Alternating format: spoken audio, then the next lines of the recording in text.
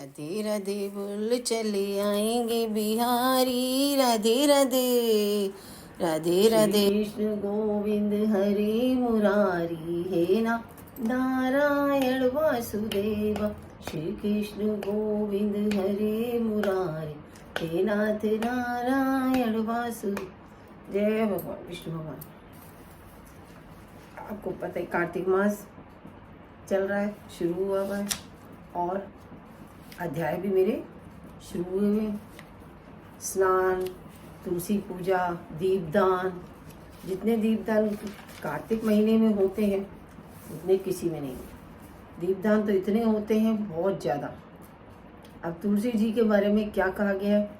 जय जय तुलसी माता, सबकी सुखदाता वर माता।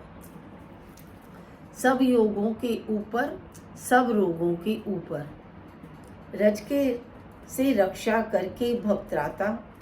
बहुपुत्री है श्यामा, सुरवल्ली है ग्राम्या।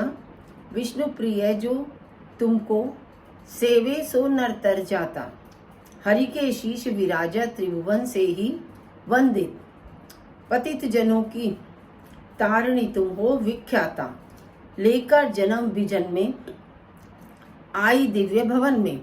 मानव लोक तुम्ही से सुख संपत्ति पाता। हरि की तुम अति प्यारी, श्याम वरण सुकुमारी। प्रेम अजब है श्री हरि का तुमसे नाता। जय जय तुलसी माता। आज तुलसी जी का कार्तिक के महीने में विवाह भी होता है। किसको? देव उठनी 11 को। आपको पता ही है, देव उठनी 11 को इनका विवाह भी होता है। किसका? तुलसी जी का।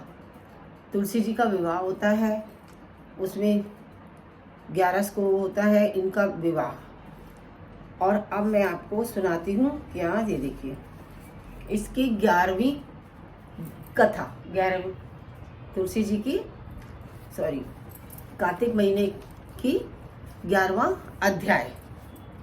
अब मैं देखिए क्या है इसमें विष्णु, नारद जी, ब्रह्मा जी और कृष्ण भगवान, इन्हीं सबका वर्णन बहुत है। और कैसे है देखिए। अब है इसमें नारद जी क्या कह रहे हैं? नारद जी कह रहे हैं, बोले इंद्रादि देवता दैत्यों को वहां आता देखकर भय से कांपने लगे। सारे देवता उन्हें देखकर भय से कांपने लगे और विष्णु भगवान की स्तुति करने लगे। मच्छ कच्छ आदि रूप धारण कर भक्तों के दुख दूर करने वाले ब्रह्मा विष्णु शिवादि रूप में संसार का पालन व संहार करता शंख चक्र गदा पद्म और खड़ग धारण करने वाले आपको प्रणाम है। सारे रूप धारण करने वाले और सभी रूपों में प्रकट होने वाले उन देवताओं को हमारा प्रणाम है। हे असुर संहारक, गरुड़ वाहन, पीतांबर धारण करने वाले शरणागत भयहारी, आपको नमस्कार है, यानी विष्णु। दैत्यों से दुखी मनुष्यों के दुख दूर करने वाले, शेषनाग की सैया पर शयन करने वाले सूर्य चंद्र रूपी नेत्रधारी, आपको बारंबार नमस्कार है। नारद जी बोले, क्या कह रहे हैं नारद जी? इस संकट नाशन स्त्रोत का पाठ करने से कभी दुख नहीं भोगेगा। संकट मोचन स्त्रोत का जो पाठ करते हैं कभी दुख नहीं भोगता है वो। भगवान विष्णु देवताओं को कष्ट में जान क्रोधित हो गरुड़ पर सवार हो लक्ष्मी जी से बोले, तुम्हारे भाई जलंधर ने, लक्ष्मी जी से कह रहे हैं कि तुम्हारा भाई जलंधर है जो देवताओं को बहुत दुखी कर रखा है जलंधर ने, और अंत में उससे युद्ध करने भी जा रहा हूं, मतलब मैं उससे युद्ध करने जा रहा हूं। लक्ष्मी जी बोली, हे भगवान, मैं सदा भक्ति पूर्वक आपकी सेवा क्या करती हूँ, मैं आपकी भक्ति पूर्वक सेवा करती हूँ। और सो हे कृपा निधान, आप क्या करो, मेरे भाई को संग्राम में किस प्रकार मारोगे? वो पूछ रही है, मेरे भाई को किस तरह मारोगी लड़ाई में? श्री भगवान बोले, शिव जी के अंश से पैदा होने वाले ब्रह्मा के वरदान व तेरी प्रीति में पला जलंधर मारने योग्य नहीं है। जो मतलब तुम्हारा तो भाई है और शिव जी की जटाओं से पैदा हुआ है, अब ब्रह्मा ने उन्हें पाला है। तो नारद जी बोले, क्या कह रहे हैं?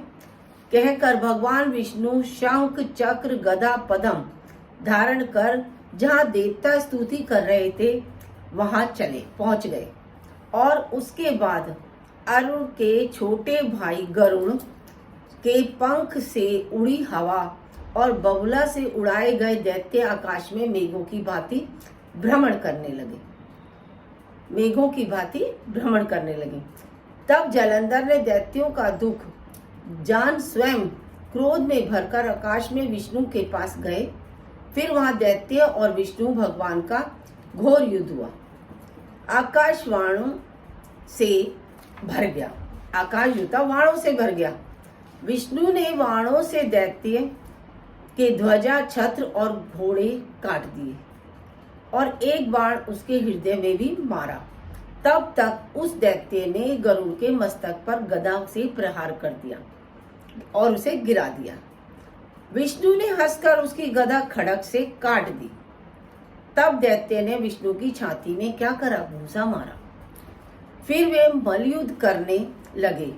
उन दोनों महाशक्तिशालियों ने युद्ध से पृथ्वी क्या होगी शब्दायमान हुई। तब विष्णु मेघसराज गंभीर वाणी में बोले, दैत्यराज, मैं तेरे पराक्रम से प्रसन्न हूँ। तू वर मांग, ना देने वाला वरदान भी दूंगा। जलंधर बोला, यदि आप प्रसन्न हैं तो मेरी बहन लक्ष्मी और अपने गणों सहित मेरे घर निवास करो। भगवान ने बहुत अच्छा कहकर लक्ष्मी और देवगणों सहित जलंधर के नगर में पधार गए। नारद जी बोले कि जलंधर राक्षसों को देवताओं के अधिकार में सौंप पृथ्वी पर आया। देवता गंधर्व सिद्ध को रत्नों के समान उत्तम वस्तु को अधिकार में कर त्रिलोकी का राज्य करने लगा। त्रिलोकी पे पूरे त्रिलोक पे राज्य करने लगा। देवताओं को वश में कर पिता के तुल्य जो धर्म से प्रजा पालने लगा। उसके राज्य में रोगी, दुखी, निर्बल, दीनहीन मतलब दरिद्र इस प्रकार के धर्म राज्य को हुआ। उसकी राज्य लक्ष्मी को देखने और भगवान की सेवा करने में भी एक बार उसके नगर में गया। मतलब वो किस तरीके से राज कर रहा है, अपनी प्रजा को किस तरीके से रख रहा है, उसे देखने के लिए वो नगर में गया। अब इसकी कथा अध्याय 11वां, अब कल है 13वां अध्याय सुनाऊंगी। अब इसमें अभी जलंधर की ही कथा चल रही है। लक्ष्मी जी के तो वो भाई थे और शिव जी की जटाओं से वो पैदा हुए थे। जटाएं जब उन्होंने अब नदी में फेंक दी थी, समुद्र में, तो ब्रह्मा जी ने ही उन्हें पाला था और उन्हें पाला ब्रह्मा जी ने था और लक्ष्मी जी उनकी बहन थी। लक्ष्मी जी ने अपनी छाया में उन्हें पाल रखा था और इसीलिए, लेकिन उनकी जो थी बहुत ऐसे राक्षसों का सा उनका व्यवहार था। वैसे खूब अच्छे, लेकिन बहुत घमंड था उन्हें अपनी शक्ति पर।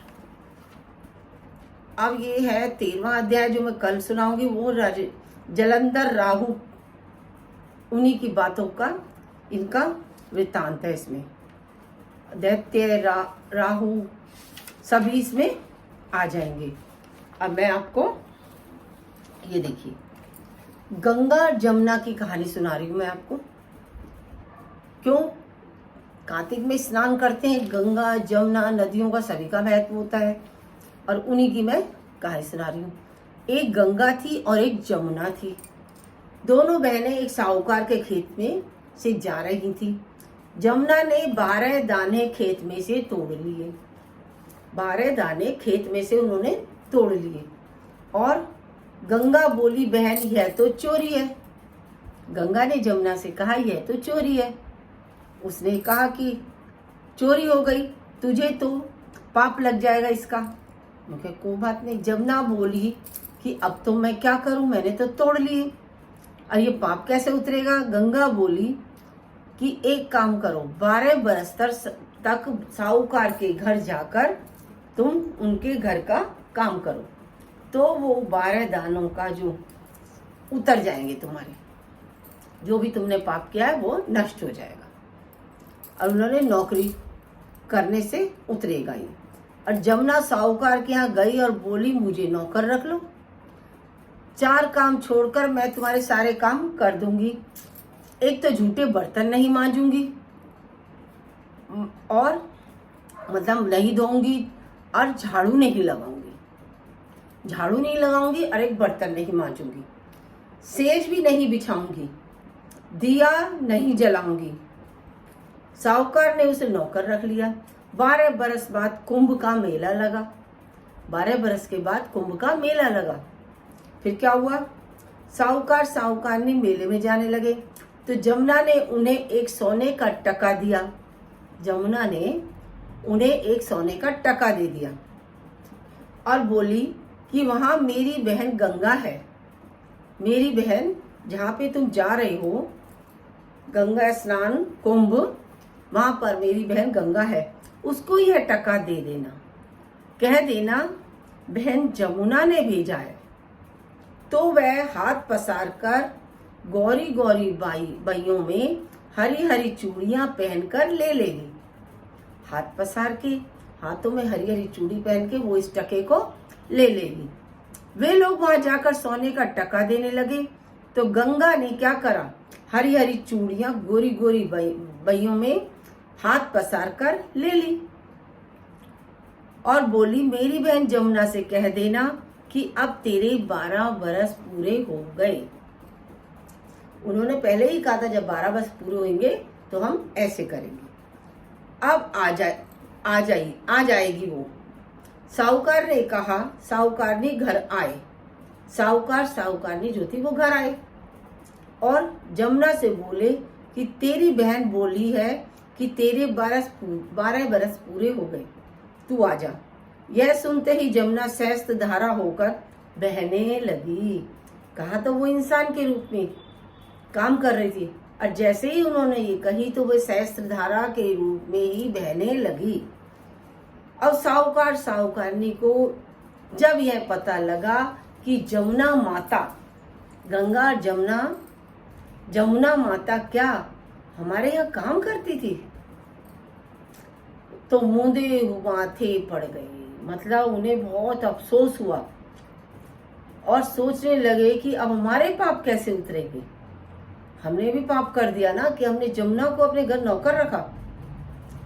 उधर जमुना गंगा के पास गई तो गंगा ने पूछा कि साहूकारनी को धीरज बांध कर आई है या नहीं। जमुना बोली कि मैंने तो कुछ भी नहीं कहा। गंगा बोली कि उनको धीरज बांध कर आज नहीं तो उनको संतोष कैसे होगा। जमुना दोनों के सपने में आई, साहूकारनी और साहूकार के सपने में आई। बोली कि तुम उदास क्यों हो। वे बोले हमने तुम्हारे से ऊंचा नीचा सब काम कराया, अब हमारा पाप कैसे उतरेगा। जमुना बोली कि तुम्हारे पाप नहीं लगा, मैं तो अपना पाप उतारने आई थी। तुम्हारे खेत में से 12 दाने गेहूं के लिए थे, इसलिए मुझे दोष लग गया था। तुम्हारे 12 साल काम करने से उतर गया। तुम उठो, तुम्हारे कोई दोष नहीं लगा।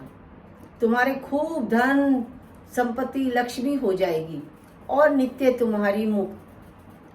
जो है तुम्हारी मुक्ति हो जाएगी। हे जमुना माता, जैसे मुक्ति साहूकार और साहूकारनी की वैसे तुम सबको देना, हमें भी और हमारे कहते सुनने वाले सभी को आप ये देना। आज की वार की सभी को राधे राधे। आपको कैसा लगा ये पाठ मुझे कमेंट में जरूर बताइएगा। लाइक सब्सक्राइब भी करिएगा, जिससे आगे जो मैं पाठ करूँगी आपके पास पहुँचेगा जल्दी। डेली करती हूँ, लाइव भी सुबह 6 बजे, 5 से 6 तक कभी, मतलब इसके बीच में मैं शुरू करती हूँ। और शाम को भी 8 बजे से 9 बजे, इसी के बीच में मेरा शुरू होता है। कई बार कोई ऊपर नीचे थोड़ा बहुत टाइम हो जाता है, नहीं तो इतने ही बजे थोड़ा सा कीर्तन हो जाता है, उसी में मैं सुना देती हूँ। आपको कैसा लगा आप जरूर बताइएगा। राधे राधे।